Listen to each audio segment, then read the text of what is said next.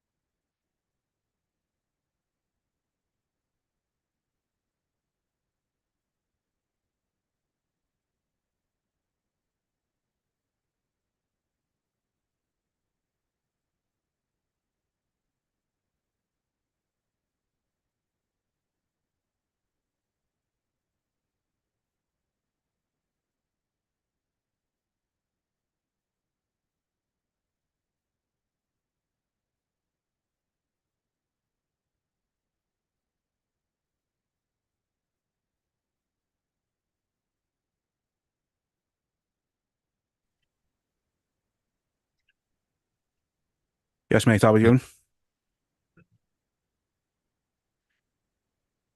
I can see you, I can't hear you.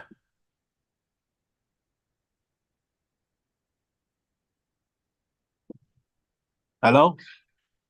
Yes, brother, how are we doing? Yeah, sorry, man. You're connected to my speakers. All right, okay. Sorry about that. No problem at all. How are you doing? You good? I'm good, man. How are you? How's your day? I'm good. It's been good, thank you. Yeah, thank you very much for joining me. Um, Cool. So let's jump right into it then. So for those who are just joining me, joined by LFL Heavyweight Champion Mario Pinto. Got a big fight coming up next month, which we'll come on to in a little while. But first things first, how I always start these is just how did you get started in MMA? How I got started, but I always had an interest for it. Always like when I was younger, I used to watch a lot of Strike Force with my dad. And then when I watched it, I was like, that's what I want to do, man. Definitely. And then as soon as I think I was like 17, I joined my first MMA gym. But like before that, when I was playing basketball, I was doing boxing and karate. So that's probably what started my journey. Yeah. What was it about Strike Force in particular that sort of made you stand up and take notice? Because I mean, it was brutal back in the day. Not a lot of people would have Yeah, looked at that and thought that's what I I want to know, do. I know. It was when I was watching Frank Shamrock as well. Yeah, and he was having his run there, and I just said, I like it, man. I like the styles. He liked to mix the styles as well. He wasn't one dimensional. So I was just like, man, I really want to do that. And it was like open combat. It wasn't just one discipline, you Yeah. know. And I was like, yeah, this is what I want to do for sure. You mentioned there you'd always been sort of doing boxing and karate and things like that. Did having that sort of knowledge of those going into MMA? Did that help you at all? I'd say a little bit. Like I did the martial arts I did was like it was more self-defense. So but then when I went into MMA, I said, yeah, man. Like some of the principles they helped a little bit, but yeah, like if someone told me what they'd rather do, I'd be like, it's got to be MMA Yeah, because it's just not realistic with the karate I was doing. The boxing for sure helped me a lot with my base, and but the karate I was doing back then was more, I understood the principles, but it just didn't make sense, correlate well with MMA, yeah, yeah. I Yeah, think that was the thing when, like, especially when I was younger, karate was like the big thing that people just wanted yeah, to do. But like you say, it wasn't really. There's not many people making a career out of that, is yeah, there? So, 100%. um, so I just wanted to touch on your gym. Yeah, Firstly as well, Fight Zone London. yeah. How how important and how impactful have they been in shaping your development as a fighter? It's been great, man. Especially being in London. I've got a great team there, good coaches, good set of coaches there. And the main thing is that all the coaches are happy to add implication of MMA in their own individual disciplines like jiu-jitsu, wrestling. It's not like if I go to a nogi class or a wrestling class, they're like, you only come in and do nogi. Mm, Like you only focus on the sport of jiu-jitsu. Where when I go there, my jiu-jitsu coach Nico, he's always happy to show me variations and how I can change certain positions and make it more adaptable for MMA. He's fought MMA before, which has helped me a lot. So it's been definitely good, definitely great. yeah. The team there, are they kind of um in a way that they don't try and teach everybody the same. Yeah, Like it's very tailored to you as a fighter yeah. personally. Um, yes, like for my MMA training, yeah, for sure. Because like my head coach is Stuart Austin, Hmm. so he's a veteran of the game. He's got a fight coming up in October, not October, sorry, this month in Octagon. Yeah, So he's been to so many gyms. He's trained a lot, so he understands how the session should be done and how it should apply to your game. yeah, yeah.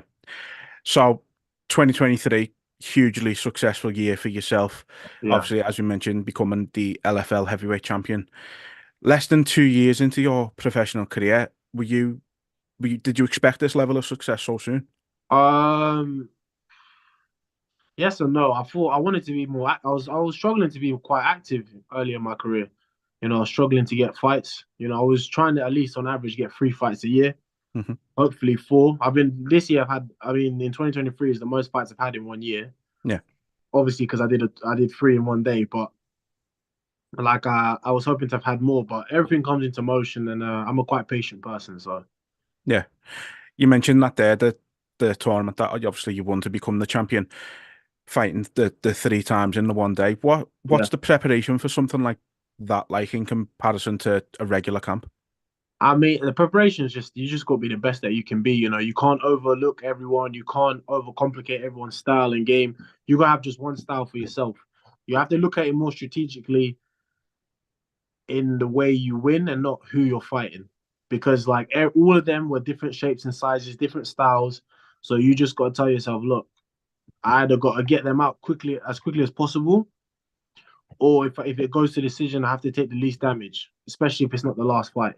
Yeah, So on the day, I just, I took the first guy out quite quick. So that helped me. The second guy, I went to decision, but I was still able, like, I was being efficient, watching my gas tank, not trying to give too much, get too tired, and that definitely helped with my cage experience, getting cage time and understanding that at the end of every round, I have to be the winner, mm, especially if it goes to the judges' scorecard.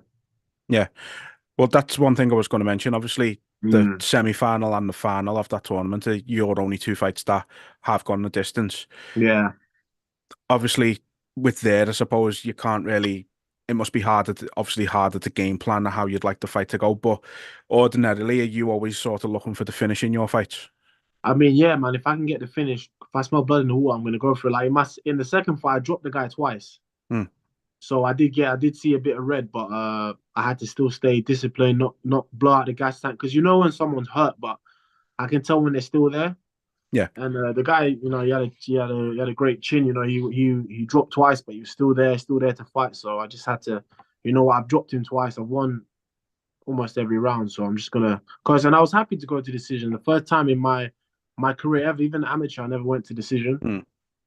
So I needed the experience. I needed to feel that pressure when you're like, okay, like it's not going like a lot of people. They go into the mindset like I have to win by knockout. And then when the person, their opponent's not going anywhere and it's still in front of them, they start to lose, discipline. They start to lose confidence. Yeah, And I was decided that's not going to affect me. I'm going to keep coming forward, and at the end of the day, it's a sport. yeah. You mentioned there, like obviously you had your opponent down twice in that semi-final. Yeah. If that wasn't the circumstance it was, if that was just a one-off fight, Mm. even though you thought he might not have been it, would you have gone for the kill and sort of gone all out on it there? Was it different because of the circumstance? Yeah, for sure. I think so. If I had known I didn't have to fight one more time after that, I probably would have been a lot more aggressive in my approach. But I was just thinking I don't want to, because also when you're trying to like take someone out, you can hurt yourself during that process. Like Yeah, especially if you're throwing wild ground and pound, and some of the times, most of the times, you're probably just hitting their skull with your knuckle, and a lot of the time that's how fighters break their hand. So I could have gone more aggressive, taking him out, and then going into the next fight, I busted up my arm, my leg. It's just like it wasn't necessary. yeah, yeah, definitely. So in the final, obviously you beat Moreno. Not sure how to say his second name, but Yeah, Moreno Casapor, I'm going to say. yeah, You were due to fight him in a rematch back in July, which yeah, unfortunately obviously didn't go ahead. Looking back now, were you happy? Not happy necessarily, but did you welcome the extra bit of time off? Obviously, having fought three times in a night a couple of months before that. yeah, yeah. The time off was good. Just time to reflect and actually get better. That's the main thing. Is just improving and looking back at what could be better and actually um settling as a heavyweight because I was still quite light in the tournament, but I was quite ill heading into that tournament, so I lost a lot of weight, Right. and then I was like 103 kilos. Wow. So I had to put the weight back on. So I, yeah, it's been feeling good. I mean, it's a testament then to like how good your skills and abilities actually are. If Mm, you're heading into something as big and time consuming as that, and yeah, after being ill and still going in and putting on the performances you did is incredible, to be fair. yeah, I know. Um, so just going back to before LFL, your last fight before signing with them, you won it via rear naked choke. Given the way a lot of your fights tend to go, do you think your ground game is overlooked by some people because of the power that you've got?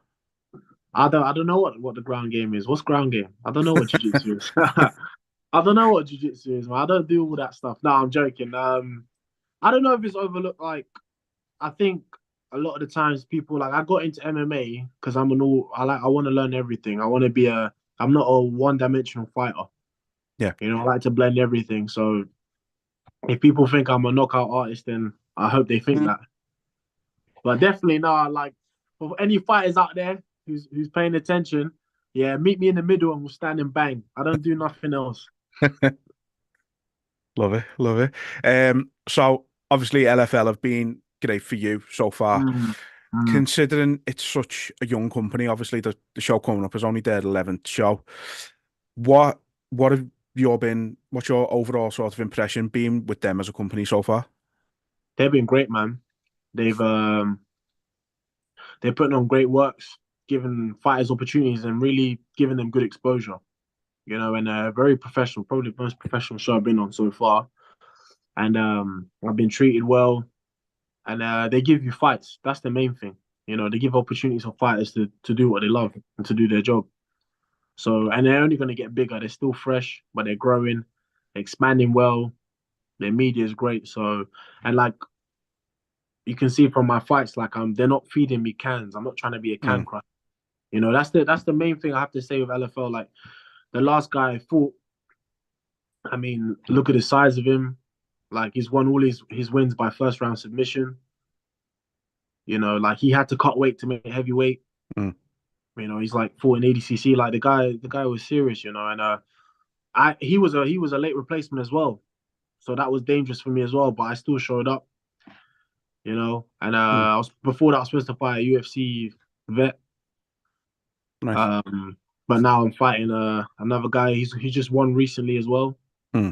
So he's definitely like I'm fighting guys who want to win, not show up. I'm fighting guys who want to win, and they're very dangerous fighters. Yeah.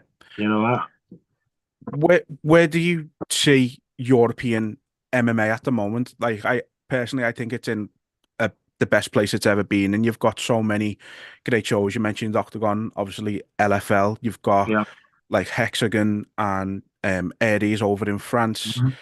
There's so many great companies that are doing big things in Europe at the moment. Do you think this is the start of Europe sort of taking over in a way? 100%. I think it's just gonna grow, especially Octagon, man. They're putting on shows like almost every month, Yeah, so they're really pushing it for fighters. I think there's parts of Europe where they really, really support MMA, especially like KSW. But KSW likes to stay in Poland a lot. yeah, Where Octagon's going, like they're going from different place, which is good. They're branching out, getting the different audience, and it definitely needs to get better in Europe because there's so much talent in Europe, and I'm all for having more shows. You know, I know there's that one big show that everyone knows and wants to go to. You know, and definitely it's my dream, my goal to go there. But I'm all for having more fight shows for fighters to make a living and have opportunity. You know, we need more of that. It's hard when it's just one show and fighters don't have an opportunity to go and have a career. You know. yeah, So the more the better. It's like all these other sports, football, basketball, like especially football. There's so many different organizations where footballers can make money and make a living. yeah. So I want that for fighters for sure. Yeah, definitely. I mean, I think, not everybody's going to get to go to the UFC, are they, Yeah, unfortunately. And I think, especially in the UK now, I know London is really show heavy at the moment. I think Fight Start mm, is obviously one of the big ones down there. We've got a lot of good shows up here in the north, and yeah, it's UK MMA in particular, I think, is in a fantastic place at the moment. yeah, for sure. So moving on to your next fight, then you are scheduled to fight Kasim Aras on the 18th of February. He's a very experienced opponent. Just fought on Bellator a couple of times last year. Yeah, What do you make of him as an opponent? I think he's a very tough opponent. He's quite awkward because he's short and stocky. So like people always say, "Oh, you got the reach advantage." Those guys are very dangerous to fight. You know, they tuck their chin down for a big overhand. They're gonna change, set up feints. He's got the experience as well. Very good Greco wrestling. So I think it's a definitely good fight for me, and he's coming to win. You know, he's a tough guy. He's gonna give me some experience, and I'm happy to go all 5 rounds and drown him. Yeah. His promotional debut as well, his first fight in LFL, and he's Yeah, going straight into the title fight. I think that shows the level that he's at. Do for you think sure, this is your toughest test to date? 100%. Yeah, for sure. Especially with the experience he's had fighting on a bigger show, you know, and just he's got loads of experience. I think he's training out of Germany. Yeah. Very good gym there, good fighters out there, you know. So it's going to be a good test for me. I need it. I need these things. I don't need easy fights, you know. Yeah. I need these experiences. Yeah. So, are you right now, this stage in your career where you're at? Are you looking at fights that are going to test you if they offered you a fight that you considered to be, someone that maybe is a got a sort of bit of a poor record or anything like that? Are you wanting to sort of steer clear of them and only fight better and better every time? Oh yeah, for sure. I think especially like if you're in a promotion like LFL and you're the champion, it just doesn't make sense to fight guys with who like you don't want to go to a show. You don't want to see a fighter on a show where you see the fight and you're like, oh, he's gonna win that. Like, Mm, I mean, like like he's already like it's just that guy's going there to lose. It's just pointless. It's not good for your like your credibility and for like your future career. People because I'm noticing now bigger shows like for example UFC, they're looking at fighters' records now, and if they're actually looking at whether you're fighting cans or not. yeah, And I think even Topology is doing that now as well. If they've seen that you're fighting someone who's actually like the guy's like 0 and 17. Like they don't consider that an actual fight. yeah, So like, and it just doesn't do any good for you. It just doesn't like. I understand like when it's your early fights and stuff, and you need to build confidence. But now in this part of my career, I don't need to fight guys who are gonna show up and just fall down. It just mm, does nothing for me. It's a waste of camp. I don't get better. I don't see where I need to improve. You know, it's just pointless. And then like I've had fights like that before in my amateur career, and like you think you don't learn anything, and if your Yeah, confidence goes up, it's false confidence, and yeah, that's very dangerous for a fighter. You know, like my last fight, you know, the guy was very dangerous. You know, I overlooked his strike and he caught me with a knee. So like I learned from that. I made a he made me like I'm he made me make a lot of mistakes in that fight as well. Like so definitely I've improved a lot from it. You know, I've studied it. I've studied Kasim a lot. I've dissected him and looking for the win, February yeah. 18th. I think it's a very interesting point you make there as well, because you don't really hear that a lot. It's, saying it's dangerous to you as a fighter fighting cans, because, like you say, you're not learning anything about yourself. You're not Yeah. improving yourself, and I suppose then when you do come up against Yeah. an opponent who is a step above, you're not prepared as you think you might be. So I think it's a very interesting point, actually. Yeah, because like a lot of I think the blueprint before, I think especially for like guys of a heavier weight, like light heavyweights or heavyweights, it was just like, oh, get to 6-0, be undefeated, or 5-0, undefeated, and like no one's gonna care about who you fought, and then boom, you just go to a big show. Yeah, You go to these big shows and then you get fed to sharks, like guys who know what they're doing. Like you're fighting people who know how to use their weapons, and then a lot of people get hurt that way, and their confidence just goes. Their career just changed drastically. So like I'm all for. I'm not in a rush. I want to gain experience, gain confidence. You know, really study the game, understand how the sport works, understand how these promotions work. You know, it's very yeah, important. yeah. No, it's a great mindset. So I just wanted to ask you about one of your teammates. I spoke with him recently, Shah Kamali. Uh, Obviously, he's signed Shark to. Havali, the big body banger. He's a dangerous man, that's for Bosh. sure. Obviously, he signed to LFL himself Yeah.